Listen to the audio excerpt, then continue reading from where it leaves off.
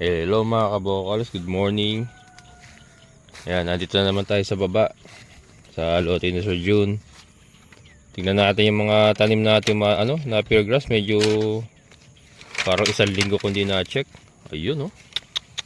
Ay talaga rin naman mga kabokals oh. Ha. Buhay na. 100% kaya, mukhang 100% tayo mga kabokals ah. Let's see the look. Mukhang 100% oh. Nakita nyo ba yan mga kabokals, yung pinaghirapan natin noong nakaraang linggo. Masarap ng pakiramdam pag yung pinaghirapan mo epektibo at gumagana. Ayan. Magdidilig tayo mga kabokals. Isang linggo kung di nadilig yata ito mga ito. Wawa naman. Sorry my friends. Mukhang may tumagilid tayo rito. Ay hindi. Hindi. Buhay pa mga kabokals. Ayan oh. Buhay, buhay. Ayan oh. Buhay. 100%. Ito oh, buhay. Pero yun mo yun, napakadaling itanim talaga ng na-pure grass mga kabokals. So, kahit hindi ko nadilig to ng medyo matagal. Ito, mukhang hindi, ano ba to? Sariwa pa yo. Sariwa pa yo. Buhay pa yan. Tapos didiligin pa natin ngayon. Ito, okay. Ayan. Ito sariwa pa ito. Sariwa pa yan, okay pa yan. Okay pa yan mga kabokals. 99.9% 99.9% mga kabokals ang pero ito mga ano pa to eh. Bubuhay pa to kasi mga ayun palabas na oh. Paumbok na oh. May ugat na eh oh. Ay wala pa. Ayan.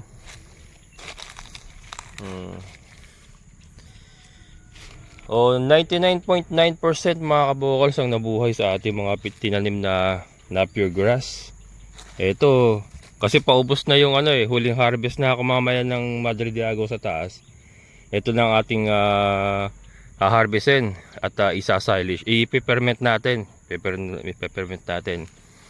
Pakain yan sa baboy, kambing at saka sa baka natin. Ayan. Ito yung mga hinarvest natin mga kabokals. Ito maganda sa napier oh, nakita nyo mga kabokals. Ito yung mga hinarvest natin at yung mga pinirmint natin noong una. Nakita nyo yung lago nung tubo niya. Pag yan nagsipaglakihan, napakarami pong usbong niya no. Mga tumpukan niya mga kabokals oh. So mas malago pa yan dito pagka yan nagsipaglaki. So yung pong kagandahan sa napier. Mentras hinaharvestan mo, lalo yan nagtutubo ng mga bago. And then yun nga pag naibaba pa natin dito yung mga chicken manure natin, mas lalo pong tataba yan. Ito napakalaking bagay talaga mga kabokals yung meron po tayong mga viewer. Ito katulad na itong lote na ito kay Sir June ito.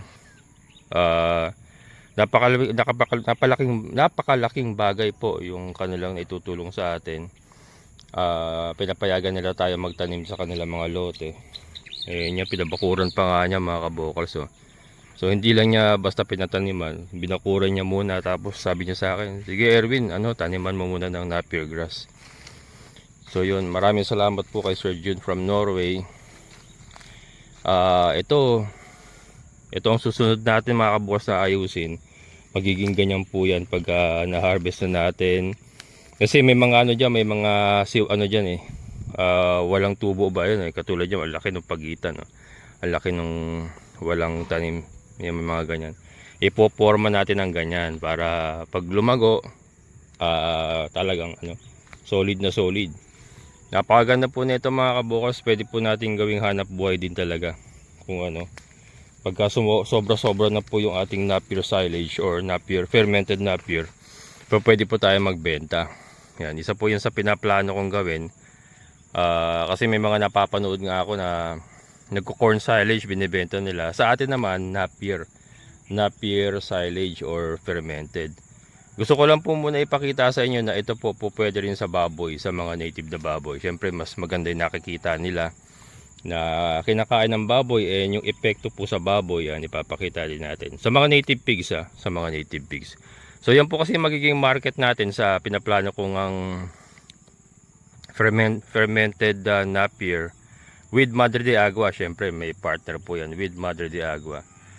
Isa po yan sa pinaplano kong gawin na pag sobra-sobra na yun po ating nagagawang fermented, o pwede po tayo magbenta-benta. Yan. Sa presyo po, alamin ko pa po. Ipa-pattern din natin yung price sa, syempre, sa mga binibentang silage sa market. Yung mga binibentang core silage. Doon din po naka-pattern yung ating magiging presyo. Sa ating plano pa lang mga kabukal, sa hindi pa talaga, kumbaga nabubuo pa lang pong konsepto ng another pwede natin pagkakitaan dito sa ating munting alagaan is yung pagbebenta po ng fermented Napier or silage Napier with Madre de Agua. Yung akin, with Madre de Agua yan mga kabokals. Yun po ang aking plano. Na po pwede pong ipakain hindi lamang po sa mga kambing at sa baka, pati na rin po sa mga native pigs. Yan po lahat ipakikita ko muna syempre para, di ba, isa pong patunay na ito gumagana po yung sistema ganito. So yun po, doon po tayo patungo mga kabokals na i-share ko lang. At ngayon naman ay magdidilig tayo. And then mamaya ay mag-harvest tayo ng Madre de Agua sa lote ni Ate Ninfa. Pupudpurin ko na. And then dito na tayo mag-harvest para malinis na rin natin. Iga-grass cutter natin lahat yan. And then tataniman natin ng ganitong style. Napakadali mga kabokals, napakadali. Ito 200 square meter lang to, pero napakalaki pakinabang na po nito sa ating mga alaga. So yan, magdidilig muna tayo. Medyo makulimlim pero mamaya araw na uli yan.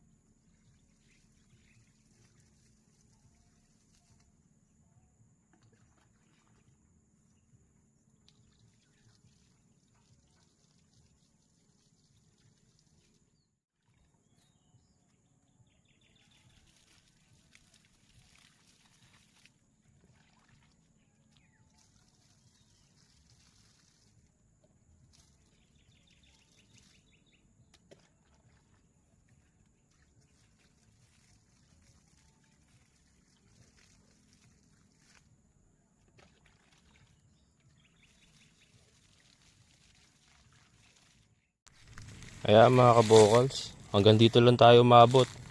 Itong mga ilang piraso hindi pa natin inabot, pero yan, diligan natin. Magre-reload lang tayo, reload parang bala. Magre-reload lang tayo, naubusan ng bala yung ating magazine. Ayan mga kabokals, paganda. Ayan yung sinabi ko kayo ng mga kabokals na plano ko pong magbenta ng fermented or silage. Ano po yun, nasa plano lang po yun Hindi ko naman po sinabing talagang yun gagawin na natin kaagad-agad. Pero naisip ko, di ba mga kabokals, pero napakadaling itanim. Tapos nakuha na nga po natin yung technique ng pag-peppermint. May mga kagamitan na tayong pwedeng gamitin. Yung mga drum nga na nabibili natin sa bakery.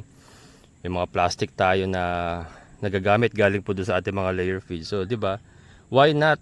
Why not? Kung talagang sobra-sobra na or kung mapaparami pa natin ito, maganda rin pong hanap buhay ang fermented Napier grass or silage. Ayan. Sa corn silage kasi talaga kailangan malaki ang lupa mo dun. And then replant ka ng replant dun kada harvest. Ang maganda kasi sa Napier grass, yan katulad niya, no? Ayan, no?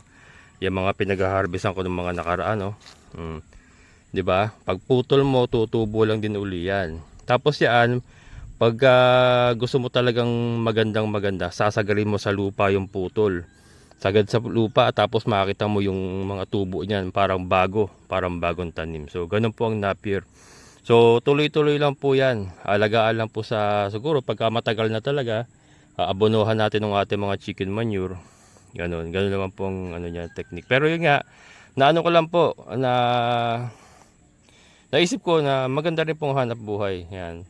Ang farming naman po nga, sabi ko nga ano yan, integrated yan eh. Napakaraming scope ng farming business. So hindi lamang po sa pag-aalaga ng hayop, pati rin po sa pagpo-produce ng mga pwede nating ipakain para naman po doon sa ating mga kasamahan na wala pong lupa na mataniman ng kanilang ipakain or doon sa wala ng oras mag-ferment, mag-silage. Yun po ang mga target market natin doon mga kabokals. Kaya yan. Napier grass together with Madre de Agua ay napakagandang hanap buhay din po na pwede natin gawin. So yan, mag-reload lang ako at naubusan po tayo ng bala. Reload. Balik tayo. Tapusin natin yan. Ito naman, dilig ko na ito mga kabokals. Good for 1 week na yan. Kahit hindi mo na masundan yan. Ito kasi wala nang dilig-dilig ito. Ito mga nabuhay na natin ng una. Mga nabuhay na yan. So wala nang dilig-dilig yan. So ito, isang sipa na lang. Kumbaga isang tulak na lang. Yung dilig natin na ito, ano na yan, makakatuloy-tuloy na yan. So yan.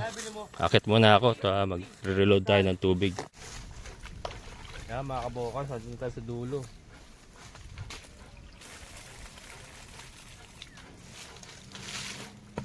Diligan na natin lahat mga kabokals.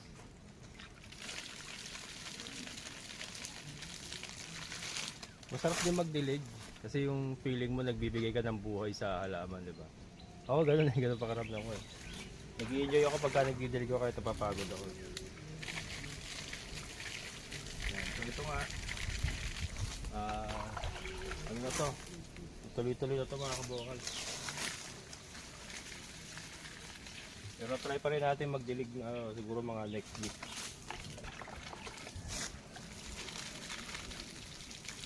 Itong dilig na to, malaking bagay ito mga kabokals para ma-boost yung kanilang pagtubo. Pero ayun, buhay na eh. 99.9% buhay na.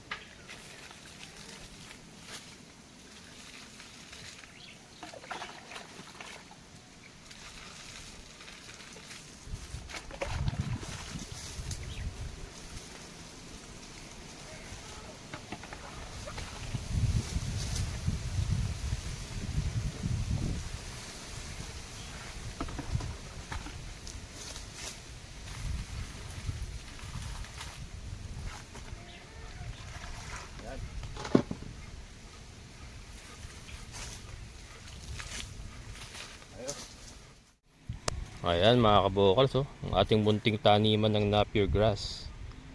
Ayan. So sabi ko nga kanina, ang mundo po ng farming napakalawak po ng scope dyan. So hindi lang po sa paghahayop tayo pwedeng kumita. Ito nga po mga kabokals, kung may taniman ka lang na ganito na medyo malaki, talagang pwede rin talagang gawing hanap buhay. Silage, sa dami po ng nag-aalaga ng kambing, baka, kalabaw, yan, marami po magiging parokyano nung inyong mga produce. So yan nga po, ito sinisimulan natin sa maliit na lugar, and then eventually nga ang target ko, malay natin, di ba, makapag-expand din po tayo ng mga lupa. Maganda rin po talagang hanap buhay yung pagtatanim ng napier. Para sa akin kasi mga kabokals, mas maganda ang napier kung isasalage mo, kung pagkain lang din naman ng mga baka, kambing.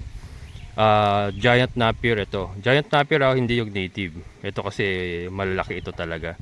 Kasi nga ayun nga yung mga na-harvest natin, mga pinagpuputol natin nakaraan, wala pang isang buwan ganyan na kagad sila kalago. So tuloy-tuloy lang. Hindi mo na kailangan mag-replant. So tabas, tubo lang, hayaan mo lang sila. Less management pa. And ang giant napier naman mga kabukas, mataas din po ang nutrition yan. Mataas din po ang protina yan. So yan, so ito nga po ang plano ko. Gagawin po nating model yung ating mga alaga, ating mga native pigs. Sasanayan din po natin kumain ng silage or fermented napier grass. Yung ating mga kambing, si Milky, ayan. And then yun, tuloy-tuloy lang po. And then Eventually mga kabokal, sa magiging negosyo rin po ito. Ah, na nakikita ko mga kabukas, maganda rin pong industriya ng paggawa ng silage. Yan. So 'di ba connected pa rin naman sa farming 'yan, pero ibig sabihin kahit wala kang maraming alaga, kahit let's say mag-concentrate lang tayo sa mga ilang pirasong kambing, tapos maintain lang natin yung ating mga yung si Milky. And then eventually pwede tayong kumita din dito sa silage. So may pagkain ng mga alaga natin, meron pa tayong extra income na nanggagaling sa silage. And then ito nga ang plano kong gawing pataba dito is yung mga pupo din nila, yung mga tae ng kambing natin, scrape out natin yan. O pwede nating itambak dito. Yan. Itong area na to, although hindi sa akin to, kay Sir Jun to. So gagawin kong model, kumbaga practicean. Yan, kanya naman talagang mas maganda mag-practice ka sa maliit, and then pag lumaki ka na, alam mo na yung gagawin mo. Hindi yung malaki ka kagad, hindi mo pa alam yung gagawin mo. So para sa akin, mas maganda magsimula ka sa maliit, aralin mo na mabuti, matutunan mo na mabuti, and then pag lumaki ka na, alam mo na yung gagawin mo. Hindi yung malaki ka kagad mag-uumpisa pero wala ka pang kaalam-alam. So mahirap. Mas mahirap yung para sa akin, masyadong risky. Yan. So yun po ang ating yun po ang aking may babahagi mga kabokal. So hindi lamang po sa paghahayupan tayo pwedeng kumita.